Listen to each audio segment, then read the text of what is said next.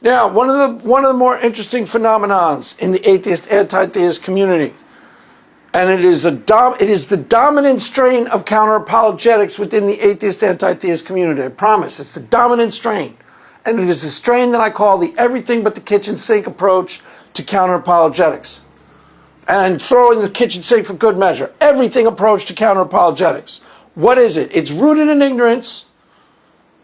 And it's also rooted in the proposition that a little knowledge is a dangerous thing, because an atheist and anti-theist will learn a little bit here and there about the Bible or counter-apologetics or about the writing of the Bible or about this fact or that fact related to theology, religion, and somehow it all mysteriously points inorganically, inauthentically.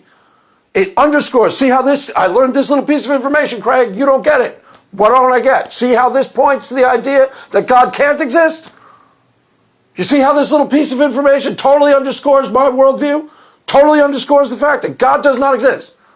So you learn a little piece of information about theology, history of the Bible, the writing of the Bible, church life, comparative religion, whatever. Tiny little piece of information. And it all mysteriously points to the proposition that God does not exist and underscores it dramatically. This is a real world thing. This is an honest to God. It's a real world thing that happens in my interactions with atheists, anti-theists all the time. And I can list numerous examples of this. But here's a really obvious one that will underscore what I mean. Once I was in a conversation with this woman in a DM. And she didn't exactly know who I was, but we were chatting, just not necessarily debating, but chatting as more or less as friends. And she starts telling me how she became an atheist and how she was presenting this information to me. She starts telling me about the Council of Nicaea. And honest to God, she was presenting this information to me. First of all, what she was presenting was actually disinformation, but I didn't know that at the time. But she was presenting information to me about the Council of Nicaea and how at the Council of Nicaea, that's where they chose the books of the Bible. And she was presenting to me, honest to God, as groundbreakingly, earth-shatteringly important. Like I, A, had never heard it before, and B, was immediately going to turn me into an atheist. That's how she was presenting to me. When he learns this, wow, he'll join my squad. It's like I'd never heard it before. First of all, she was wrong. I didn't know it at the time, but as apparently the idea that they chose the books in the Council of Nicaea is a myth. I didn't know that at the time. I thought that was valid information. Apparently not. I mean, I haven't really looked into it with any depth. It doesn't really matter. I can't underscore this enough. Doesn't really matter. But apparently the idea that they chose the books of the Bible at the Council of Nicaea is one of those historical myths that float around through the ages, and it was started kind of from an off comment from Voltaire, where he made a comment about how they chose the books of the Bible, and he made this sort of flip remark about how they chose them, and from there, people have just sort of built the idea that that's where they chose the books of the Bible. Now, apparently they didn't. Apparently, I know for a fact, I don't know that much about the Council of Nicaea, but I know for a fact that one of the main things going on there were controversies at the time. So there was a controversy known as Arianism, which had a totally different take on who Jesus was versus the incarnate Christ. And one of the things that they did, one of the main things they did, was settle once and for all in the Catholic Church, in the church of the time, who they all collectively agreed that Jesus Christ was, the incarnate Christ, begotten, not made. And then from there, I know this for a fact, came the Nicene Creed, and the Nicene Creed is repeated in a lot of churches today. I used to hear it as the Apostles' Creed when I went to Catholic church when I was 13, 14 years old on Sunday morning. They say it every time. We believe in one holy Catholic and Apostolic Church. It's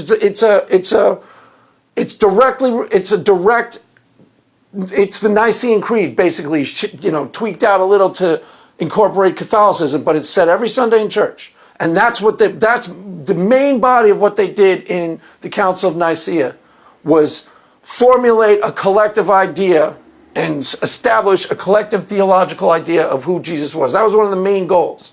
Now, whether or not they chose the books of the Bible, my understanding is that actually didn't take place there. They didn't actually develop the canon there. Could be wrong about that. Again, it's not relevant.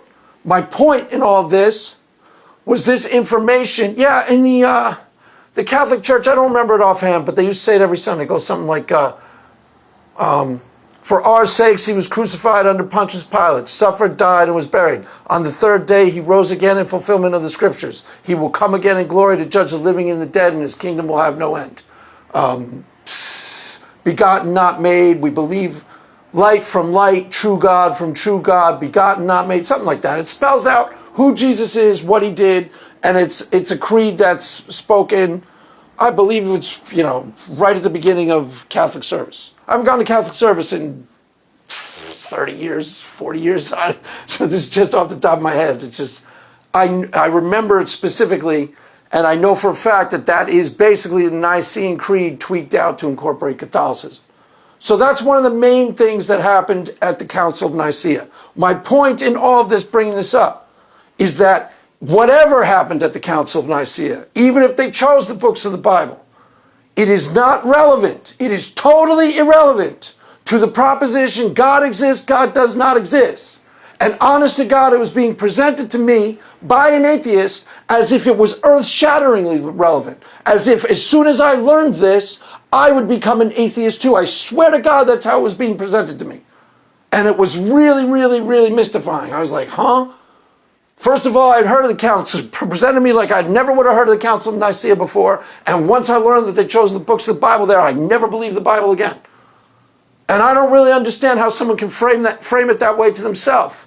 Unless, as she at one point said she was a fundamentalist, unless you've been trained by a fundamentalist tradition through this really demented type of all or nothing thinking. If this proves to be not true, then if this sacred cow isn't true, then everything you ever learned about the Bible isn't true. Doesn't work like that. There can be a whole history of the Bible that's complex, convoluted, and arrived at from weird means. And the Bible can still have legitimate revelation from the Spirit of God. Hello. It could be compiled by human beings over a series of years, which it probably was, and still have legitimate revelation from the Spirit of God. It's fundamentalist framing and really, really bizarro world fundamentalist framing. If you learn any piece of information about the Bible, it negates the whole thing. It doesn't work like that. And so many atheists think it does. And they're smart enough to know better. They were smart enough to know better as a fundamentalist. The fundamentalists are training people to say, don't ever question anything, because if you ever wind up doubting this, you'll doubt the whole thing. It doesn't work like that. First of all, it's not necessarily doubt. To frame it as doubt is illegitimate. Finding out how the Bible was actually compiled is establishing facts. It's not doubting anything. Can still be legitimately inspired by the Spirit of God and have a whole human history that can be accounted for minute by minute. And that doesn't necessarily negate that it was inspired by God. It only negates the most, dumbest form of fundamentalist, if X is true, then the whole thing is false, type of mental framing. My point is that it was being presented to me not by a fundamentalist.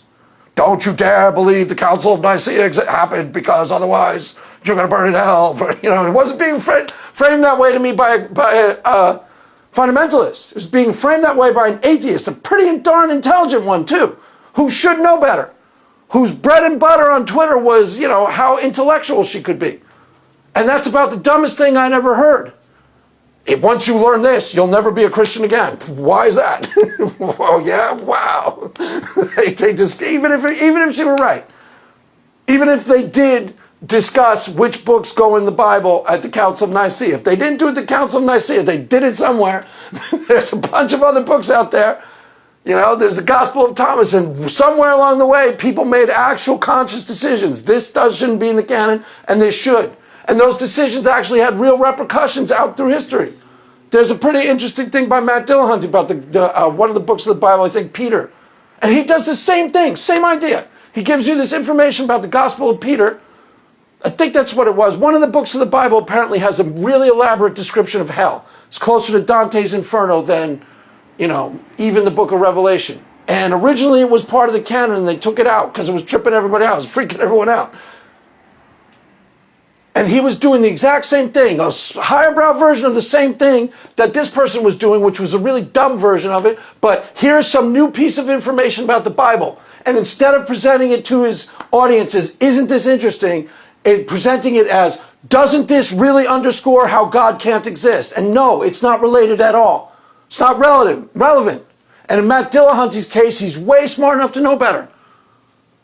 Critical thinking also applies to what you are presenting as important facts about whether God exists or does not exist. And most of the stuff, honest to God, go look at the atheist counter-apologetics. 80% of them are totally irrelevant. Totally irrelevant to the proposition God exists, God does not exist. Completely and utterly don't count, don't matter, don't make a difference. They could be absolute established fact. I'll just assume for argument's sake that Matt Dillahunty was telling the truth, and that there is a book of the Bible that explains in detail hell, and that it did trip people out, because it was just too weird, so they didn't canonize it, even though some people thought it should be canonized. I'll just assume that's all true. I never checked the scholarship on it, but I'll just give him the benefit of the doubt. He was honest to God presenting that as groundbreakingly relevant to the proposition God exists, God does not exist. And all atheists, anti-theists do this. From cognitive framing that's deeply in error that they borrowed from fundamentalism. If I learn a fact, and it's a little different than the facts I knew, then the whole thing shatters. Doesn't work like that. You would never learn anything new. If everything new was a complete challenge to everything you ever known, you would never learn new stuff. You'd be stressed out all the time. Doesn't work like that. You can learn new facts, even about the Bible. Whoever told you that, whatever fact you learn is totally sacrosanct. If it contradicts something you already know, throw the Bible out the window because it can't be true. That's how they frame it. I swear to God, that's how they frame it. That's exactly how Matt Dillahunty was framing it to his audience. And his audience bought it hook, line, and sinker. Totally false. Totally false. Oh my God, there's a book of Peter in the Bible that describes hell, and they didn't canonize it. Why? Because Christianity is false. See? How does that follow from that? It doesn't. Somewhere along the way, the Bible was correlated. Somewhere along the way, the Bible was chosen by actual human beings making actual conscious decisions. This should go in there, this should not. Doesn't negate it as a spiritual text at all. That it passed through human hands and had human agency involved in the decision-making process. Doesn't negate any of the spiritual insights, one iota of a sliver, ever. Ever. It was dictated to human beings, written down by human beings, and had human conscious agency in the decision-making process. That's an actual fact. It wasn't beamed by God directly to your living room, and that's why it's there. That's an actual fact. That fact is immaterial to whether you can open it up and legitimately hear from God. It's immaterial. And atheists pretend it's groundbreakingly relevant. Why? Because they want to gin up arguments in a fake way to serve their own interests. Because they have a foregone conclusion. It's called confirmation bias. You recognize it. You recognize it 100 times out of 100 when it occurs in a Christian, but you don't recognize it. It's deeply ingrained into the atheist community. Deeply ingrained into the atheist community. Every new piece of information I learn somehow underscores the fact that God does not exist, whether it's relevant or not. Deeply ingrained into the atheist community, I promise. I promise. Both of those stories I told you about, Matt Dillahunty and that person, are completely and 100% true. And both of them made the same cognitive error. Matt Dillahunty is a lot less excusable, he's much smarter. Really smart. Really obviously false. And if he had done a little bit of critical thinking to his own, to what he was talking about, he would have noticed it immediately. Fully capable of understanding the error that he was making. Fully capable of it. Making it anyways. You see in atheist scholarship all the time. Terrible slipshod, slippery scholarship. There's some good ones out there, people who are doing correctives. But for the most part, atheists, anti-theists, they come from fundamentalism. Anything new I learned underscores the fact that God does not exist. It doesn't work like that. It's not legitimate scholarship. It's not how it works. So, just thought I'd go into that. Yeah, just thought a little aside, whatever, make of it what you will. That is it's confirmation bias. Atheists recognize it 100 times out of 100 when a Christian does it. but it's deeply ingrained into the atheist community, deeply ingrained into the atheist community, and you should not trust yourself. So deeply ingrained into the atheist community that if you're an atheist listening to this, you should be skeptical of yourself. You want to be skeptical of something useful? Be skeptical of your own powers of perception and your own insights into Christianity, into the Bible. Be skeptical. Because to a certain degree, you're playing along with and snowing yourself to a certain degree. Whatever took place in the Council of Nicaea, whether they decided over the books of the Bible or not, it's irrelevant to the proposition God exists, God does not exist. And most of the memes floating around the atheist community are just as equally as irrelevant. Even if they were true, and a lot of them aren't. So, there you have it, kids. Mass has ended. Go in peace. Yeah, I thought it was pretty informative. I honestly thought it really was. Think you should play it back again, slower, and think about it. Because I really thought it was pretty informative. I thought it was good insight. I'll leave it at that. That's all for now, kids. Mass has ended. Go in peace. Amen.